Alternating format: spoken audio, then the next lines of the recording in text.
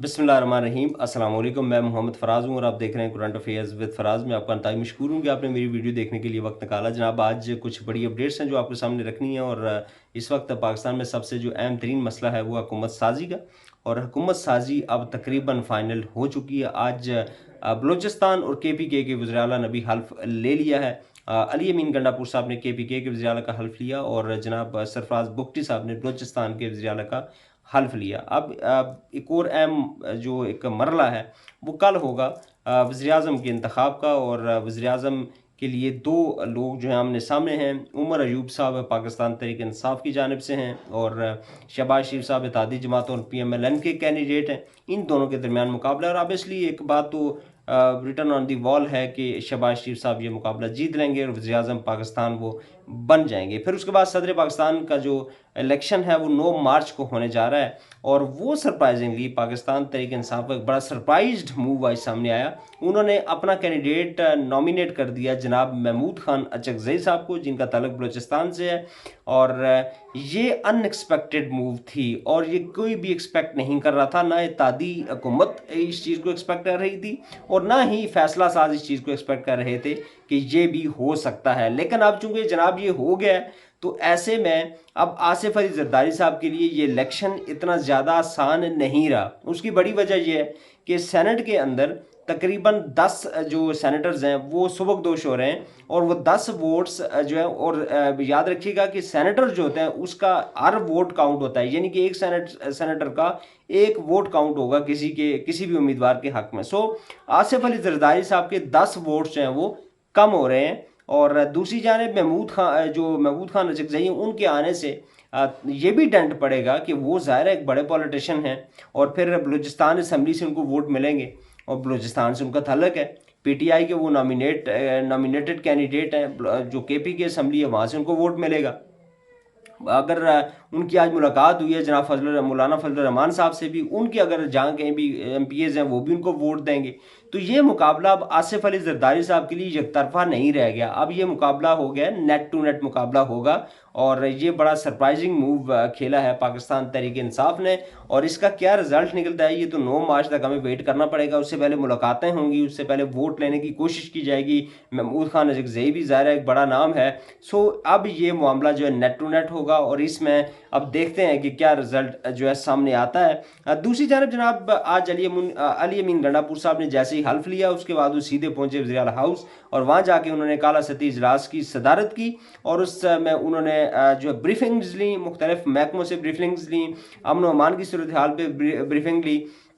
साथ ही उन्होंने ये भी ऐलान किया कि यकम रमज़ान मुबारक को जो सेहत इंसाफ कार्ड है वो भी बहाल कर दिया जाएगा। और फिर जनाब उन्होंने ऐलान किया कि जो लंगर खाने हैं उनको भी यकम जो रमज़ान मुबारक है वहाँ से उसको दोबारा से जो है वो शुरू कर दिया जाएगा, और फुल फ्लैज तरीके से इमरान खान के नज़रिए को KPK में एटलीस्ट हम जो लेकर चलेंगे, उसको इम्प्लीमेंट भी करेंगे, जो कि बहुत बड़ी एक अचीवमेंट होगी पाकिस्तान तहरीक इंसाफ के लिए।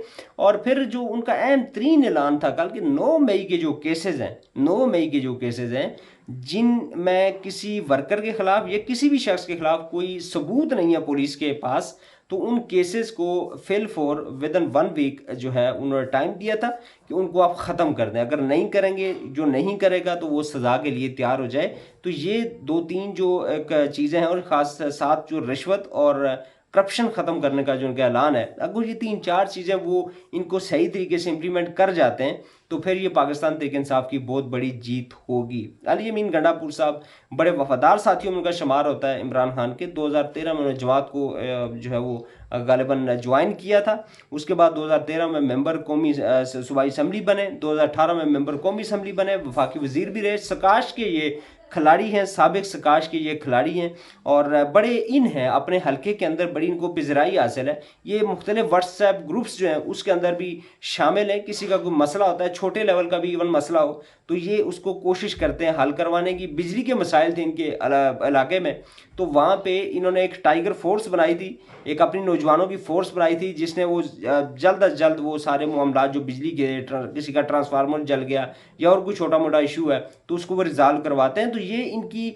ग्रास रूट लेवल पे ये बड़े जो हैं वो मशहूर शख्स हैं, और बड़े पॉपुलर हैं अपने हलके के अंदर। सो इस तरह का वज़ीर आला बनना और उसकी जानिब से ये ऐलान करना कि मैं पाकिस्तान तहरीक इंसाफ के चेयरमैन के नज़रिए को लेकर चलूँगा, और अगर वो इम्प्लीमेंट हो जाते हैं तो ये पाकिस्तान तहरीक इंसाफ के लिए बहुत बड़ी जीत होगी और बहुत बड़ी अचीवमेंट होगी।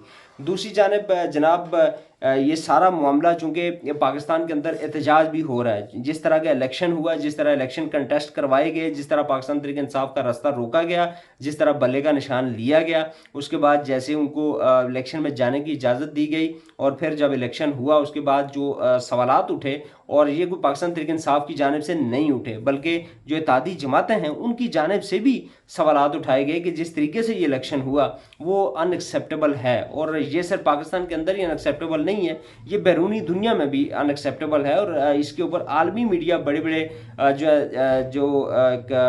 दारिये लिख रहा है, आलमी मीडिया इसके ऊपर जो है रिपोर्टिंग कर रहा है कि ये पाकिस्तान का धांधली शुदा इलेक्शन है। ऐसे में पाकिस्तान तहरीक इंसाफ ने IMF को ख़त लिखा है। उन्होंने कहा है कि चूँकि पाकिस्तान के अंदर सियासी सूरत हाल ऐसी नहीं है कि आप जो पैसा देने जा रहे हैं वो सही तौर पर यूटिलाइज होगा या फिर आपको वापस भी मिल सकेगा, तो उस ख़त की बड़ी अहमियत है। और ये ख़त जो है 1997 का एक IMF का अपना एक उनका एक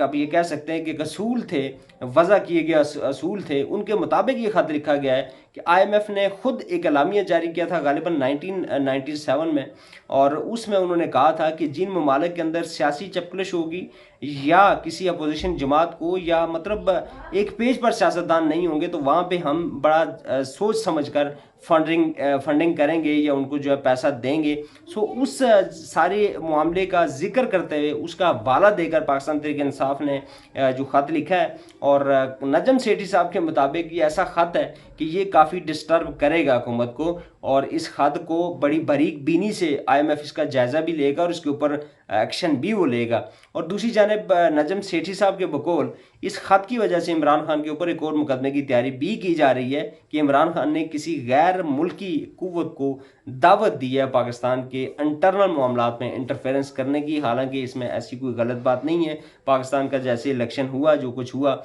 उसमें मेरे ख्याल में ये एक बड़ा सोच समझ कर ही PTI ने एक फ़ैसला लिया होगा, जो कि उसको हम अप्रिशिएट भी करते हैं। जनाब दूसरी जानब IMF के अलावा जो कांग्रेस के अरकान हैं अमेरिका के कांग्रेस अरकान ने भी ख़त लिखा है सदर बाइडन को कि आप इस हुकूमत को उस वक्त तक तस्लीम न करें जब तक जो धांधली के इल्ज़ामात हैं, जिन हलकों में धांधली हुई है, जिन लोगों को हरवाया गया है, जिन लोगों को फॉर्म 45 में जीते हुए थे और फॉर्म 47 में उनको हरवाया गया है, जब तक उनका फैसला नहीं हो जाता, जब तक उनके हलके उनको वापस नहीं कर दिए जाते, तो आपको इस हुकूमत को नहीं मानना चाहिए। ये बहुत बड़ी जो है वो एक डेवलपमेंट इसको कह सकते हैं, और ये बहुत बड़ी डेवलपमेंट साबित हो सकती है। सो हुकूमत के लिए आने वाले दिनों में कोई बहुत अच्छी चीज़ें नज़र नहीं आ रही, लेकिन हम दुआ गो हैं कि ज़ाहिर अब हुकूमत बन चुकी है तो पाकिस्तान की बेहतरी के लिए कुछ काम कर सकें, क्योंकि आम एक शख्स जो है उसके लिए बड़े मसाइल हैं।